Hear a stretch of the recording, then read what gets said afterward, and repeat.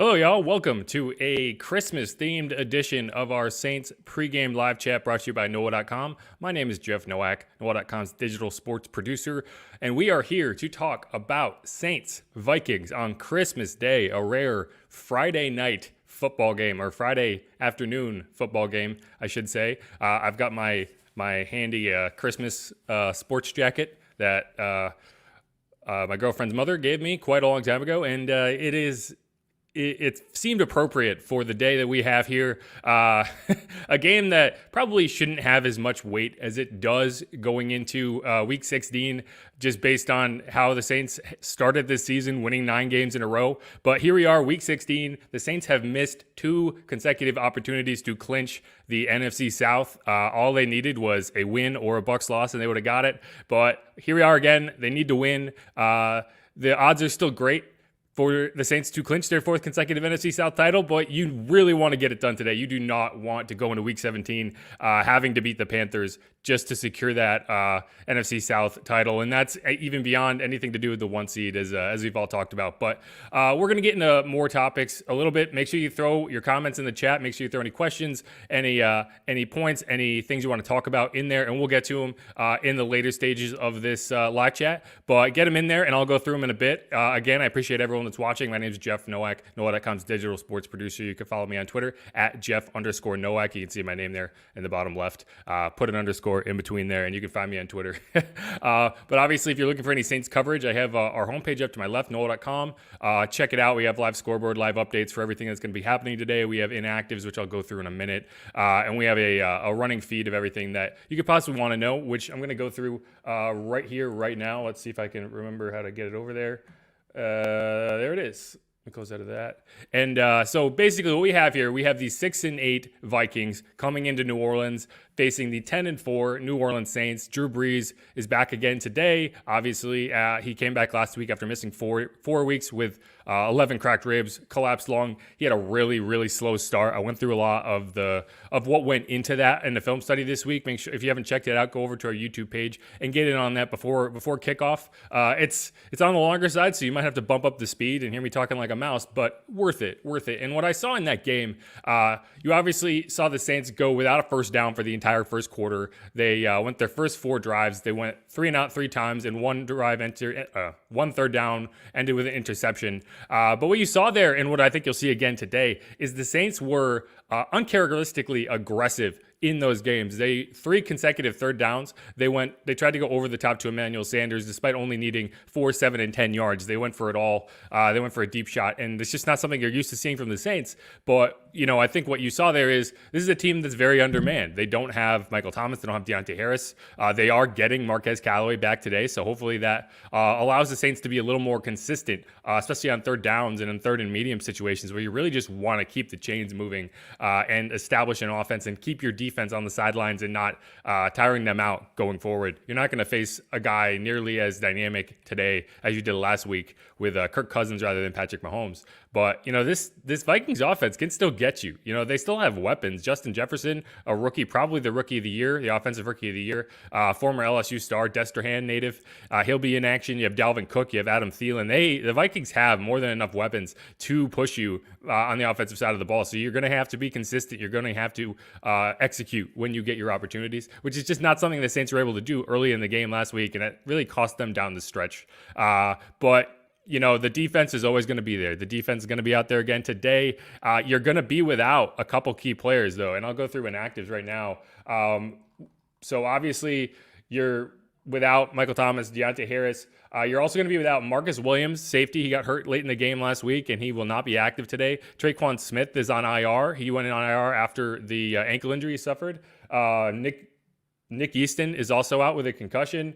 And Andrus Peat, also inactive. He was questionable going in. Malcolm Brown, defensive tackle, he will not be there. And Trey Hendrickson, the biggest surprise, well, I don't know if surprise is the right word for it, but the biggest impact will be Trey Hendrickson is not out there today. Trey Hendrickson is currently tied for the NFL lead in sacks. So he is a very impactful presence that you will not have out there today. So it's going to be on Cam Jordan. It's going to be on Carl Granderson and others to step up. Marcus Davenport, obviously. And we'll see what they can do. I think I think you're going to see a lot of Carl Granderson today, and I think you're going to be impressed with what you see from Carl Granderson today. As much as Trey Hendrickson got the headlines after last week, he obviously had that sack fumble late in the game. If you go watch that replay, Carl Granderson's over there on the other side, crushing Patrick Mahomes from the other direction. He had another sack earlier in the game for -8 yards. He also got a penalty for roughing the passer, which kind of muddled that performance a bit. But he had a really nice day, and he's had a solid season as a reserve. So I think in a more pronounced role today, you're going to hear the name Carl Granderson said a lot. He gets to the quarterback very fast. He gets upfield incredibly quickly. He has a lot of flexibility. He dips under tackles on the speed rush, and you're going to see a few plays, I think, today where Kirk Cousins is going to drop back and Carl Granderson is going to be in his face instantly. And don't be surprised. Don't be surprised when you hear Carl Granderson's name a lot, especially if he draws more attention to that side, you might hear from Cam Jordan a little more too, because anytime Cam Jordan's not getting doubled, it's a bad thing for the opposing offense. He didn't get suspended for the quote-unquote punch from last week. I've been pretty vocal about the fact that I don't think that ejection was even remotely close to warranted. He deserved a penalty, did not deserve the ejection. Just because if you go through and you watch offensive line, do yourself a favor, go through some film and watch offensive linemen and defensive linemen battling throughout the course of a game, and you'll see quote unquote punches thrown constantly. And it's a drill. It's a technique to get the arms off of you. You want to keep your hand open. The issue is he didn't keep his hand open. He closed his hand and he came across and he caught Andy Riley in the face. He got worked up. It was a mistake. It was an appropriate thing to call a penalty on. 15 yards and probably a fine later in the week is plenty penalizing without an ejection to change the game, but I've ranted enough about that, so I'm not going to go further into that. But again, we are here for Saints Vikings, not Saints Chiefs. So let's go through a couple key points. Obviously, just some programming notes. 3:30 p.m. kickoff over on Fox. Check your local listings. You should have it. I have an antenna. I get it over the air. It's great. I spent $10 and comes in fine. So I'm looking forward to that. Obviously, we don't have to go too far back to get to the Vikings series history here. A couple years ago in the playoffs, you had the Minneapolis Miracle. I still have some. The restaurant I was at to watch that game, I don't even go there anymore. That's how rough that experience was for me.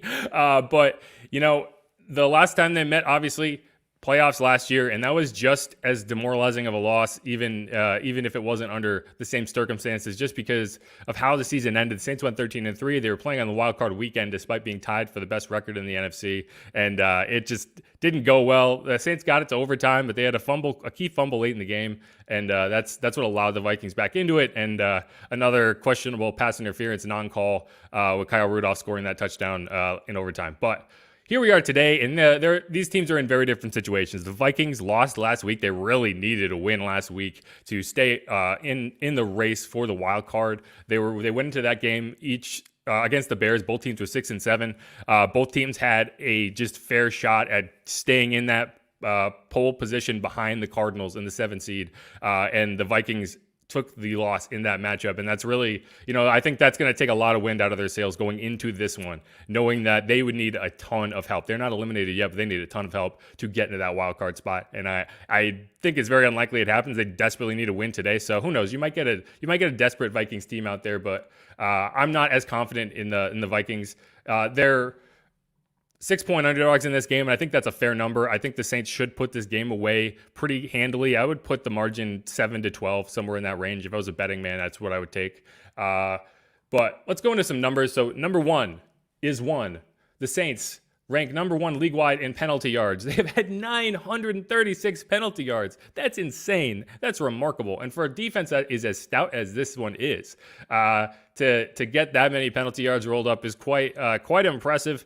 A lot of that was in the beginning of the season. They had a ton of pass interference downfield and very long penalties. The yardage itself is indicative of a lot of pass interference penalties, because those penalties can roll up yards on yards on yards on yards. I mean, and early in the season, you were seeing a lot of 20, 30-yard penalties, and that's where that comes from. But they have cleaned it up in the latter stages of the season. They are still number one in penalty yards. So I think that tells you a lot about how they have been impacted by some of those penalties. And they showed up last week. You had that drive where the Chiefs went and took that 2-score lead in the second half that really kind of put the game away, even though the Saints charged late.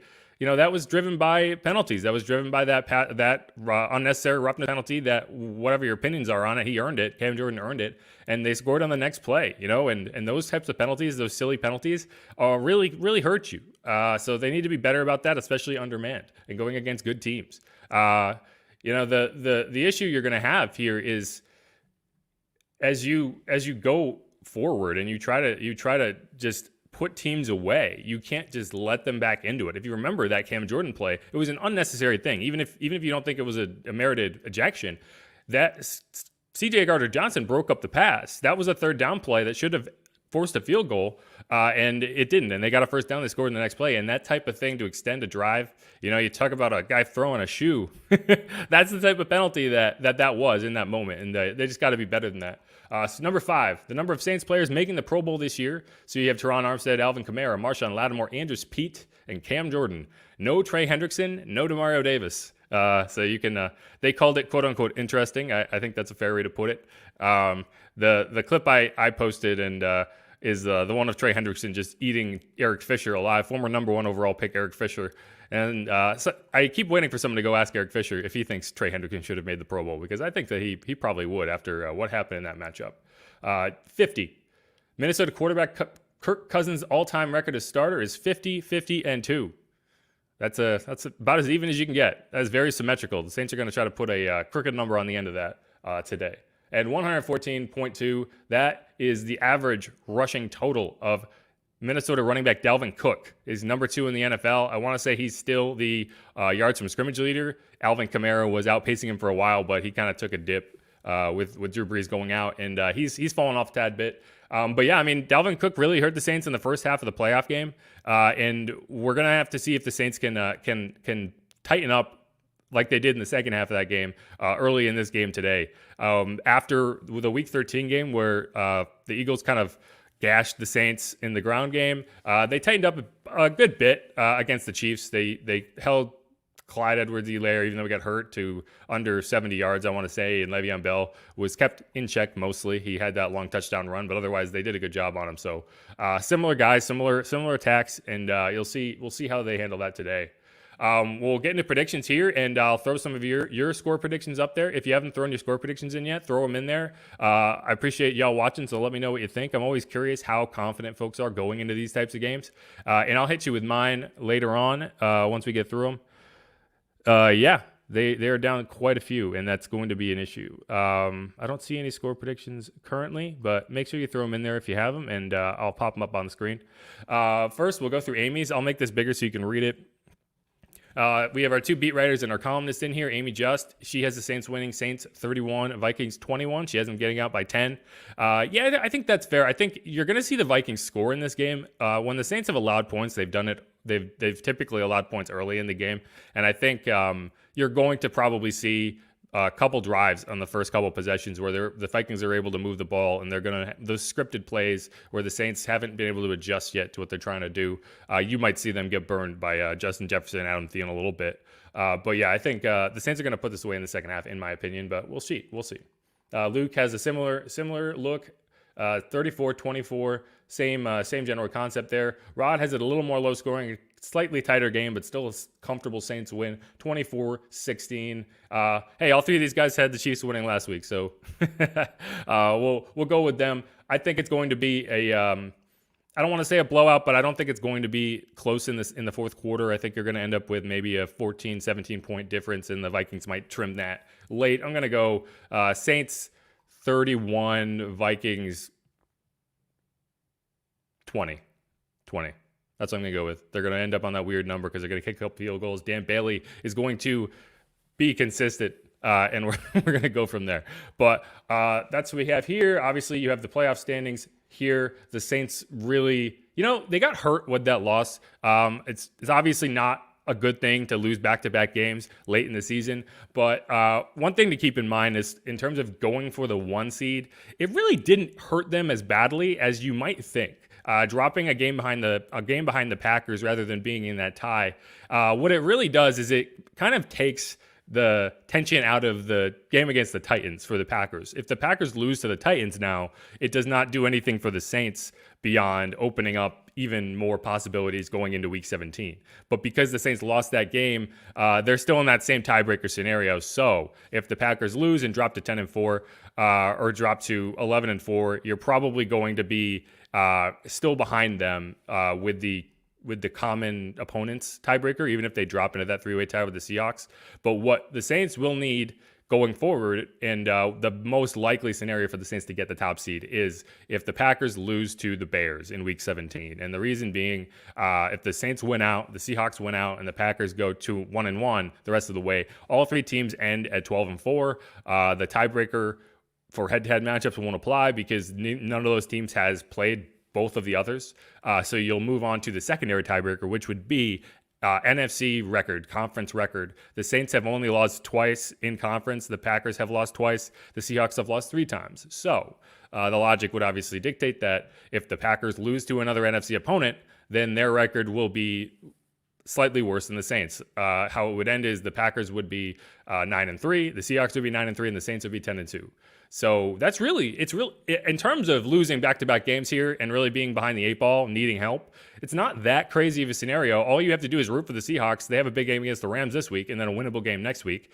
You have to root for the Saints to win out, which they should be favored in both those games. And you have to root for the Bears to win a divisional game at home that they need to get to have a chance at the playoffs. So, it's not that crazy to think about, but all you got to worry about from the Saints' perspective, take care of business at home. Finish off the NFC South. Don't throw the Bucs another lifeline and go from there. But the Saints, despite that loss, are still in decent shape. And the Seahawks winning and this week will really help them out quite a bit if they do. Obviously, we won't know. The good thing will be going into that weekend with that win in hand will be quite nice for the Saints to have that kind of just presence of mind as they watch these other teams try to figure it out on the fly. I'll just go through some comments. I don't see a ton of questions. Carl Granderson is nice. For a team that typically doesn't make a ton of draft picks, they just always find these guys that just show up and make impact plays. Obviously, I'm blanking. Deontay Harris, Marquez Callaway, these guys are all undrafted free agents. Malcolm Roach, undrafted free agent. These guys, the fact that these guys are coming in and being an impact player, even in their rookie seasons, their second seasons. I mean, Deontay Harris is an all-pro returner, an undrafted free agent. Like, they just find these guys. And, getting worked up about early round draft picks is always kind of funny when the Saints prove year after year that it doesn't matter where they draft guys. They can draft guys in the second round, Michael Thomas. They can draft guys in the third round, Alvin Kamara, Jimmy Graham. Teron Armstead, all these guys. Marcus Williams was another. I want to say he was a third rounder, and so all across the field, the Saints just always seem to find these guys that they can develop. And Carl Granderson's just another one of those guys. Trey Hendrickson's another one of those guys. Let's see, already got you. Merry Christmas in the 504. Andrell, thanks for chiming in. Go Saints from South Dakota. Mount Rushmore. That's the only thing I know about South Dakota. I know it's cold, and I know that they're a big fan of the Bison. The Fargo Dome. Or maybe that's North Dakota. I don't know. Don't quote me. Skull brothers and sisters. Scott Borman, Vikings fan, chiming in. Glad to have you, Scott. All right. Thanks. Hyro? I think Hyro. Chicago. Is this maybe a Bears fan who's rooting?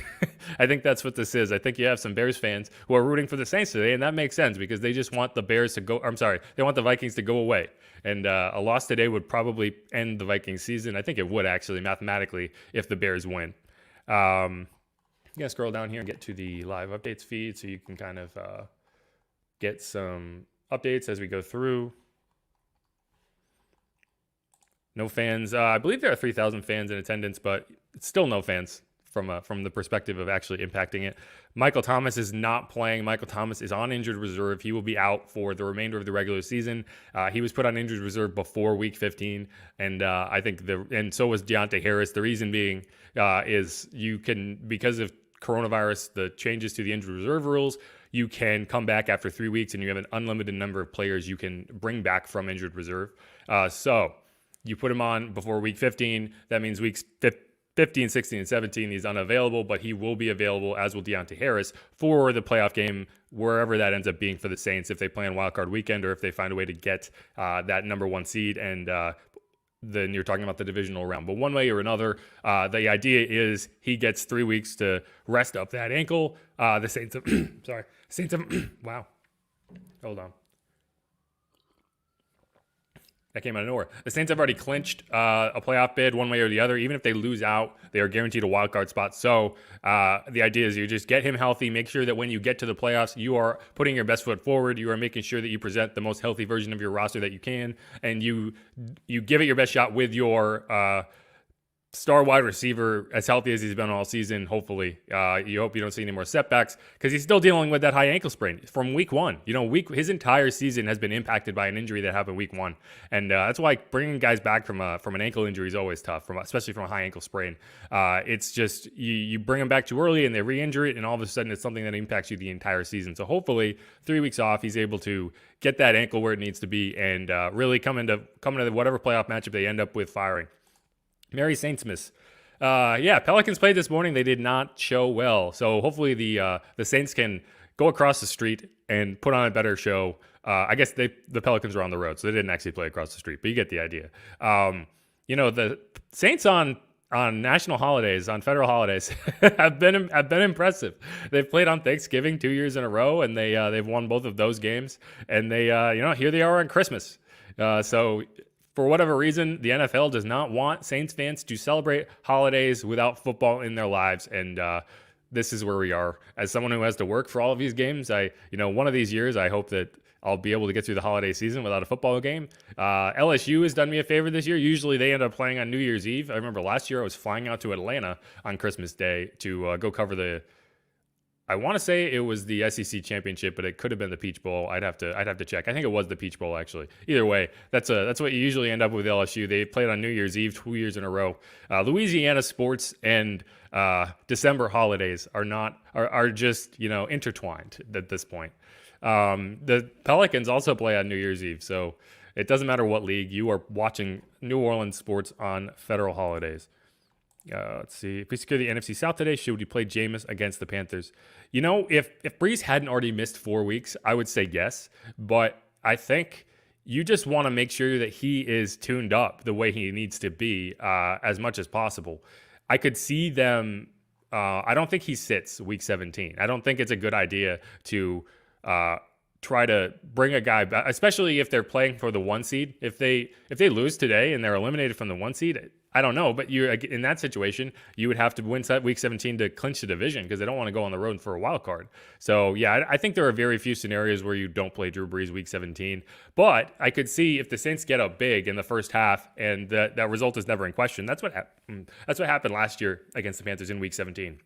And I could see in that scenario, Jameis coming in and just giving Drew Brees a breather because it's just not in doubt. But if the Panthers are in that game, you will not see Jameis Winston in the quarterback position because one way or the other, if the Saints win today, they will be in the running for the number 1 seed still.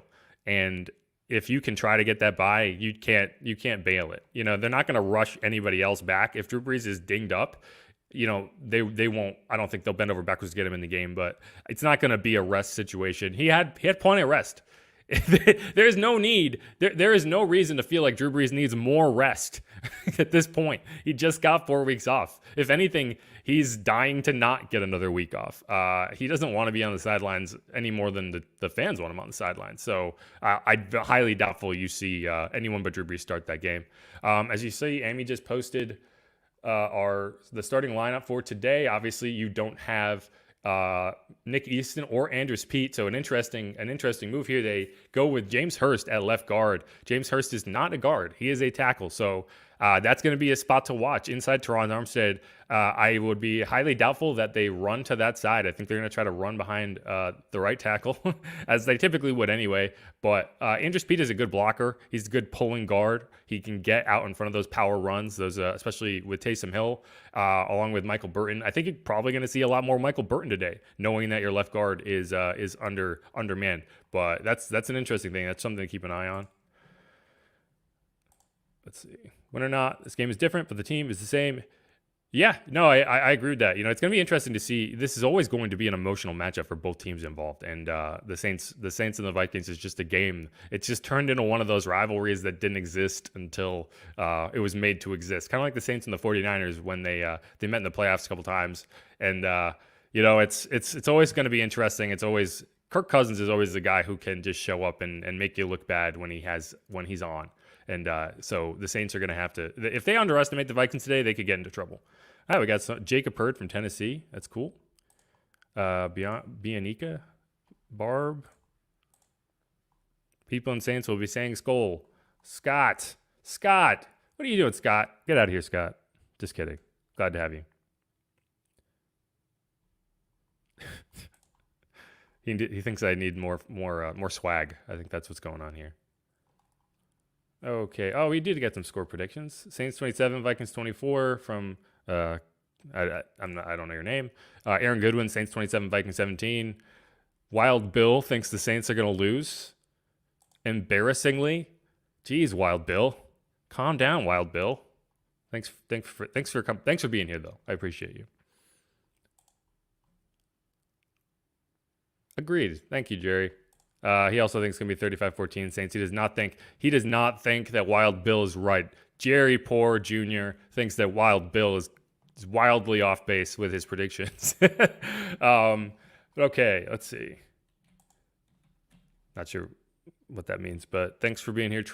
Okay, so I'm at the end of this list. Again, I appreciate everyone who came in, who watched, who threw in a comment, who threw in a score prediction, all that. Again, my name is Jeff Nowak. I got my fancy Christmas blazer here. We are getting ready for Saints Vikings Christmas Day at the Superdome, Week 16. Big game for the Saints. They can clinch the NFC South.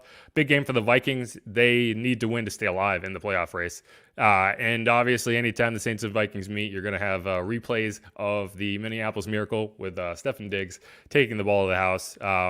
Marcus Williams isn't in there to have to deal with that. So that's one silver lining for Marcus missing this game. He doesn't have to watch any of those highlights on Twitter.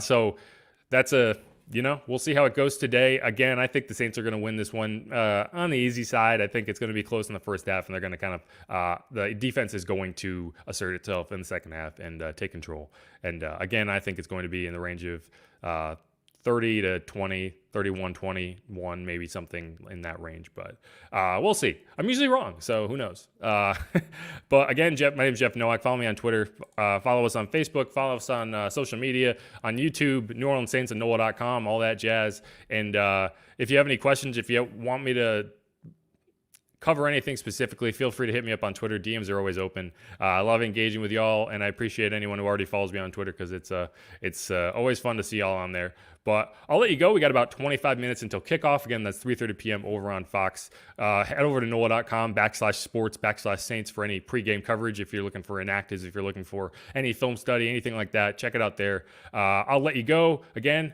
thanks, y'all. Let's see what happens. Peace and Merry Christmas.